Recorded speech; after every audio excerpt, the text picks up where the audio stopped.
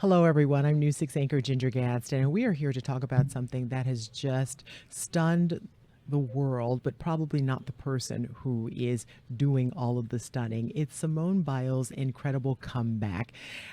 It is one thing that everyone is talking about right now because when she dropped out of competition in the Tokyo Olympics in 2020, people were like, that's it. She was at the top of her game. But she took the time off to do the work. And now, her first competition back, the US Classic, she's standing high at the top of the podium once again. So, someone to talk about what kind of mental preparation and mental health uh, prep that takes to do what Simone Biles has done is someone we know well here at News 6. It is Dr. Marnie Stallman. She's the mental health associate. She with the Mental Health Association of Central Florida. Dr. Stallman, thank you so much for joining us. We talked about this a little bit earlier today when we were chatting offline. This is really quite stunning. And one of the reasons it's stunning is because someone like Biles at the top of her game in that sport stepped away, and when she did that, she said she had something called the twisties, and she did it to take care of her mental health. And people were like, well, that's it. She's done. And to have this stunning comeback, it just proves to people that when you talk about mental health, it is not a quick fix. And she says she is still seeking counseling and going to counseling once a week, and she's working on herself. How remarkable is something like this?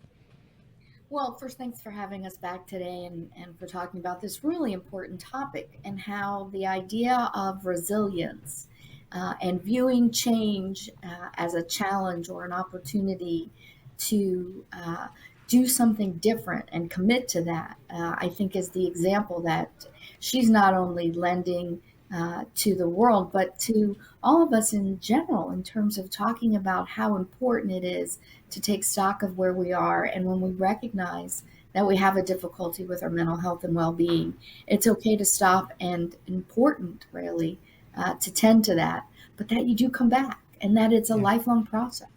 Yeah, and it is something that is also stunning for women because we feel like we have to keep going, going, going. And especially if you're at the top of your game in whatever profession or career that is, you feel like if you step away, that was your one chance. What I like about what has happened with Simone Biles, she stepped away, got married, did other things, enjoyed her life, and came back and is enjoying what she's doing now.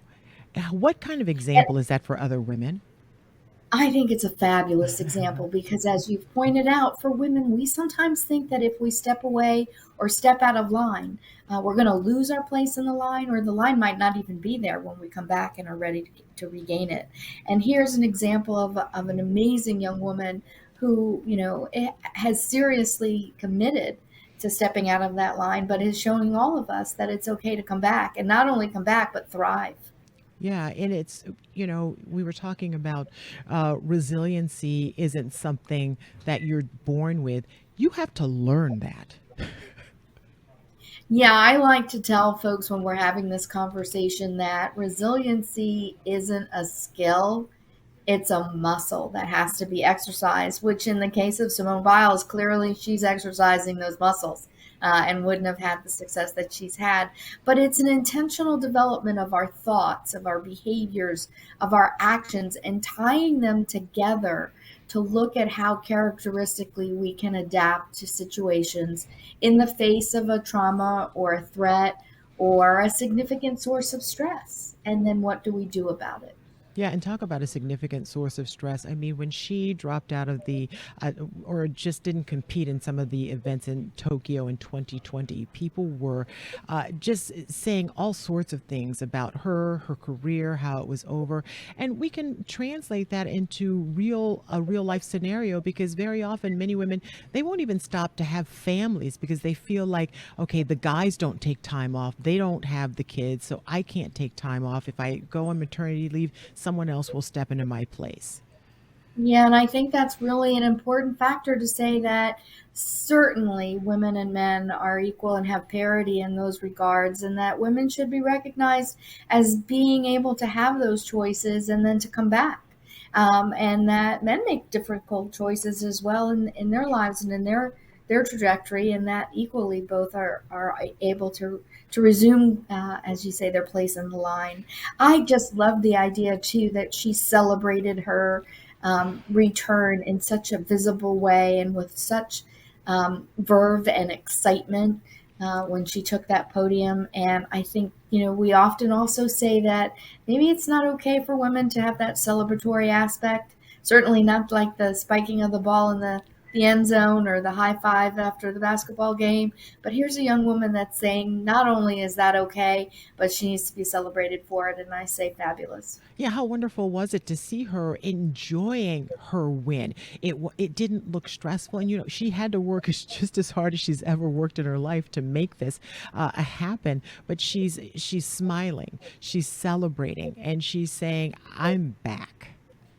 Yeah, and I think what's really important here is that she's also talked about the fact that she continues to journey on in her self discovery and in her mental awareness about who she is and how that interacts with the goals that she wants to set, both personally and collectively. And that she's telling all of us that this is, as I said, a lifelong journey. Here at the association, we like to say, get a checkup from the neck up, and check in with what's going on with your body, both from a physical sense and from a mental well-being sense, and certainly recognize that it's a lifelong opportunity to grow and to learn who you are and to invest in your mental well-being, and looking at the effects of stress and different things that have possibly limited our abilities to succeed at the goals that we've set. But know that you can, and it just needs to be readjusted. How much of what she is doing and has done, how much of that do you think we can take away, and how much has it helped the conversation on mental health? Well, I really think when she stepped out back at as you pointed out, at the Tokyo Olympics, it was just a stunning opportunity for everybody to say, wow, there's somebody that I wouldn't have expected that is maybe facing similar things like I am. And it allowed for individuals to relate and to talk about it in a common way. And now she's doing it again 2 years later, where she's coming back and she's saying, let's continue the conversation. And I think it's got opportunities, particularly as you talked about with young women, older women, even like myself, who struggle with where they are in their own sense of their personal story, and how setbacks may have prohibited them from reaching the goals and uh, the achieving the ideals that they want. And here we're seeing somebody that's saying it can be done. And I can also talk about the fact that I still struggle and that it's not easy, and that you have to invest. And I think that's terrific. I feel like she has really opened a door for people to not be ashamed of saying, I am in therapy.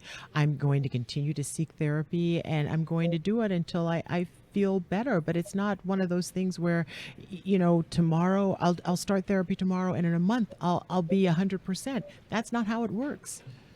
Correct. And I think it's really important here, and that's the conversation we're having today that she sparked, and I'm sure in other places as well, is that when you have the conversation about mental health, it's not just talking about the disorders Hmm. or the difficulties. It's also talking about the presence of positive mental habits. And resilience is certainly a part of that. And understanding how to build positive mental health habits that can include positive self talk, interacting with others, understanding what your stressors and triggers are, and not allowing yourself to be placed into those scenarios that can become harmful or traumatic.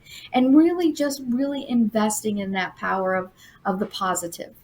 Yeah, she has really shifted the conversation on mental health and mental well being, and getting ready and preparing for it. If someone is struggling right now, Dr. Stallman, and they aren't quite sure where to start, what would you advise them to do first? The first thing that I would advise is if they do have a primary care doctor, somebody that they have seen in the past and feel comfortable talking with, that's where you go first to say, "Hey, I'm struggling and I'm having some difficulties." Oftentimes, one of the questions we get is, "How do I find a mental health provider?" And sometimes the best places to look is within your own network of other types of medical providers you interact with and who they work with and who they would recommend, and see if that's an opportunity. If that's not an opportunity that you have to explore, you can call us at the Mental Health Association, and our connections team will do what we like to say. Anybody can answer the phone, but we answer the call. And we'll Yes. answer that call, and we'll work with you to define what characteristics that you're looking for. What are issues and areas that you want to focus on? Do you have insurance? Do you not have insurance? Are you looking for faith-based, not faith-based? Is primarily access, or how do you intend to get there? And is there a specific geographic area? Our team takes you through all of those questions. And then once we've gotten those ideas, we'll call into the providers that we can match you with to see if they have appointments. Because the other thing that we know, Ginger, is that right now we have a workforce issue inside the mental health community where we don't have enough individuals working to meet the need of individuals that are out there looking for assistance. So we're going to do the work on our team side and make sure that those appointments are there, that there's availability and capacity before we make it. And so we're not just sending out a list. Well, Dr. Stallman, we are so happy that you and your team are there for others, and we'll be sure to link a phone number and contact information for anyone who's watching this who may need some help because they are struggling, and letting them know that they are not alone. Dr. Marnie Stallman, Mental Health Association of Central Florida, thank you so much for your time today. My pleasure as always. Thank you, Ginger. Thank you.